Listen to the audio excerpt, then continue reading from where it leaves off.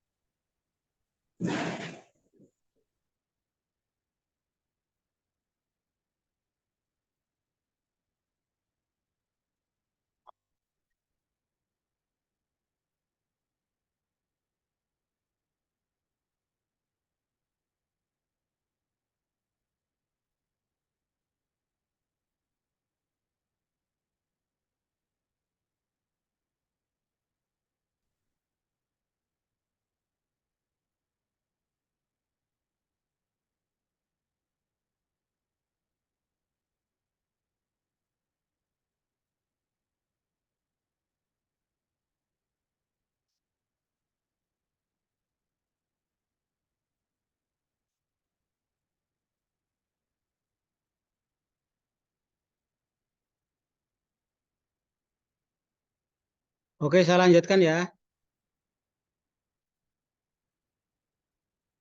Halo, Baik, Pak. ya. Jadi tadi kan kita membahas mengenai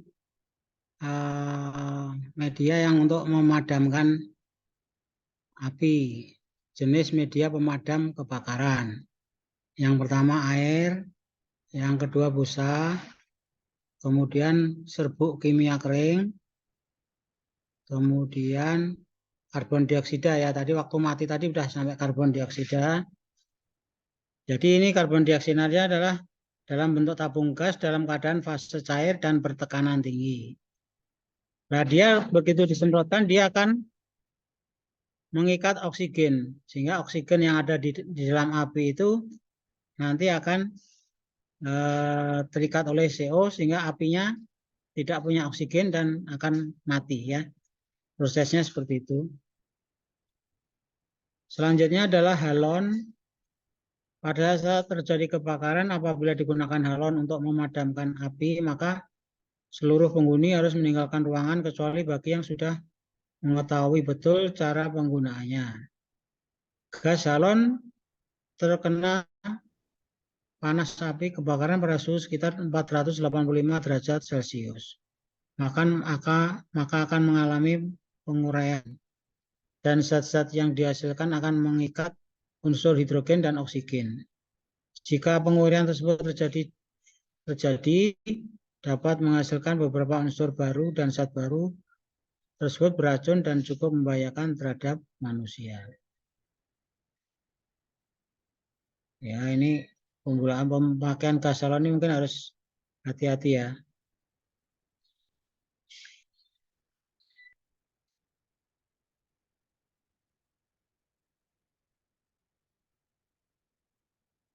Sebagai langkah persiapan yang harus dilakukan adalah membuat rencana penyelamatan. Ini kalau terjadi kebakaran ya. Skema evakuasi, kemudian dihindarkan peralatan bahan-bahan yang mudah terbakar dari jangkauan anak-anak. Periksa kondisi tungku masak, kompor minyak, kompor gas, selang tabung, dan lain-lain. Dan perhatikan instalasi listrik. Periksa secara berkala instalasi listrik di rumah.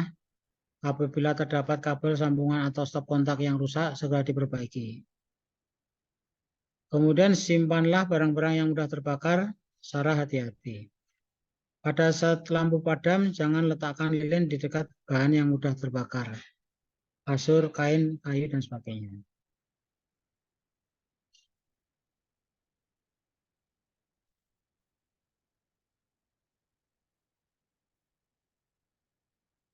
Ini langkah-langkah yang harus dilakukan supaya tidak terjadi kebakaran. Hindari penggunaan peralatan listrik yang berlebihan.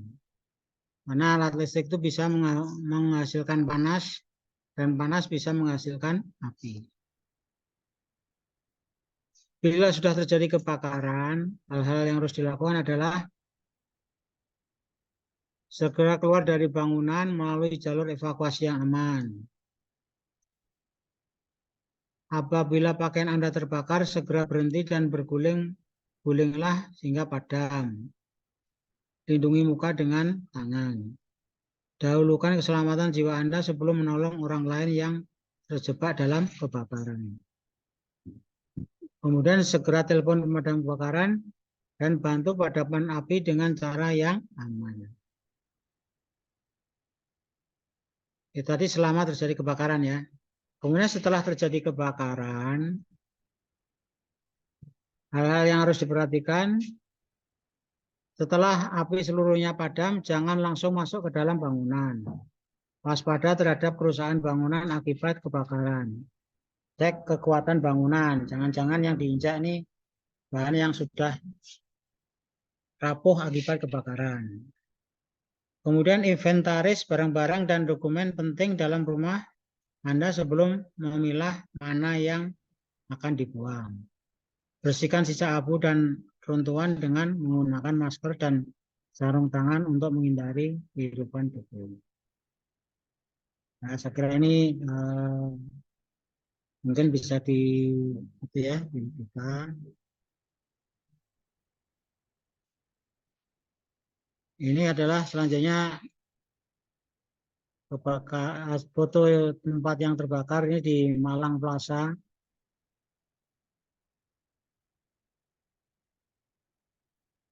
Sedangkan ini adalah di Sekolah Tahfiz Quran di kawasan Ertasning, Makassar.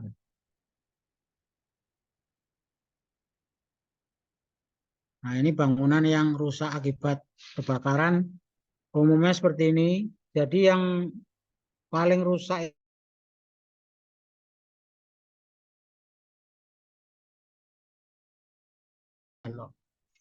ya.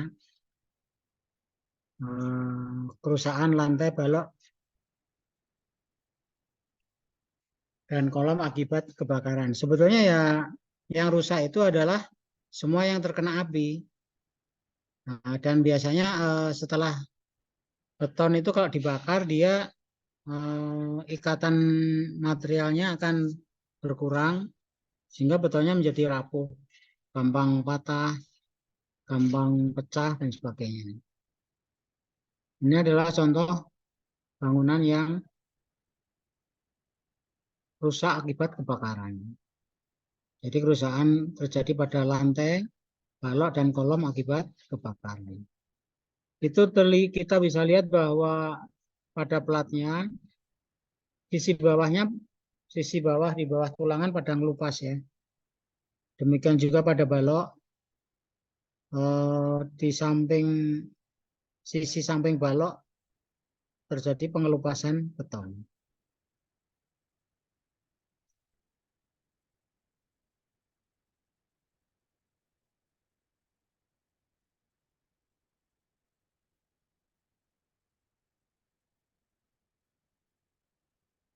Nah, sekarang evaluasi struktur pasca kebakaran. Ini kasusnya ada di asrama santri Pondok Pesantren Darul Quran di Wonosari, Gunung Kidul, Yogyakarta. Ini saya ambilkan karya ilmiah dari seseorang yang mempelajari bagaimana bangunan setelah kena kebakaran itu, kekuatannya gimana, ketahanannya dalam menahan beban seperti apa. Ya, ini adalah dari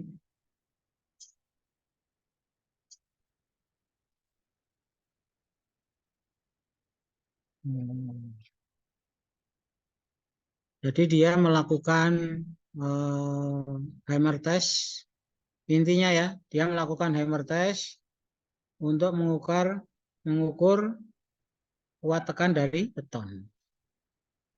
Setelah beberapa lokasi diketahui efisiensinya, dia membuat model struktur dengan etap dan memberi beban kepada struktur tersebut dengan beban normal ya, dan menganalisa tegangan atau stres yang terjadi pada struktur tersebut. Ini kesimpulannya bangunannya setelah terbakar ini jauh sekali. Nanti saya langsung bacakan di kesimpulan ya.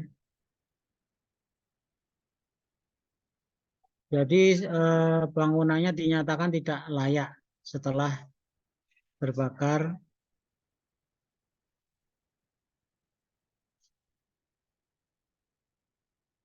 Nah, kemudian lendutannya juga melampaui yang diizinkan.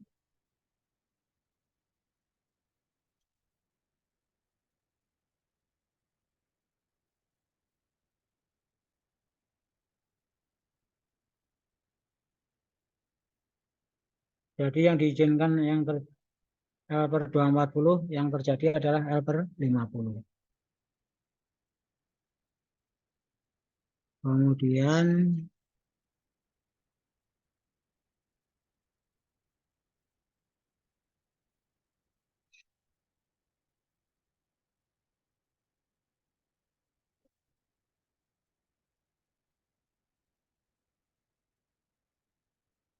kemudian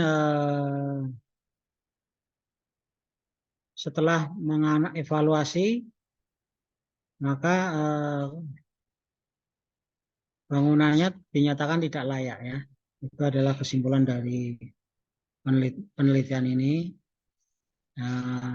Jadi sistem penelitiannya adalah mengukur kekuatan tekan beton untuk bagian-bagian struktur yang kena api. Pelat, balok, kolom, terutama 3 itu ya. Kemudian dari situ dianalisa struktur dan hasilnya tidak memenuhi syarat yang diperlukan. Tentunya syarat-syaratnya dari SNI yaitu syarat daya layan, kekuatan, dan seterusnya. Itu materi untuk kebakaran. Barangkali ada pertanyaan?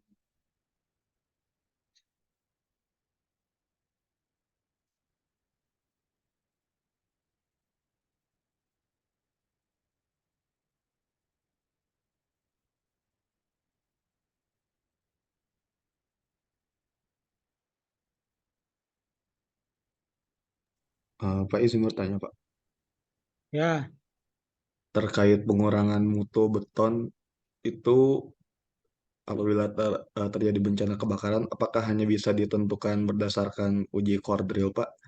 Atau bisa juga ditentukan untuk perkiraan dasar dengan memperhitungkan lamanya kebakaran terjadi? eh, namanya terjadi tidak, mungkin tidak itu ya, tidak. Ya, saya belum ketemu tabel yang menghubungkan antara lamanya kebakaran dan penurunan mutu beton.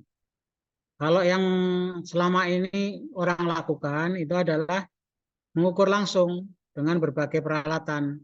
Apakah hammer test, atau pundit, atau core drill, atau mungkin ada alat-alat yang lain yang bisa mengukur kuat tekan dari beton. Jadi kalau perbandingan antara lamanya kebakaran dengan penurunan kuat tekan beton itu mungkin belum banyak dilakukan penelitian atau kajian atau apa. Tapi yang lebih langsung berhubungan adalah dengan pengetesan langsung. Pengetesan langsung ya dengan menggunakan alat-alat pengetesan seperti hammer, terus ya terutama hammer yang murah ya, tinggal itu nanti terutama hammer dan pundit. Pundit itu bisa mengukur kekuatan tekan beton secara langsung. Sudah terjawab atau belum? Jawab Pak. Terima kasih banyak Pak. Ya, ya. Ada lagi barangkali pertanyaan?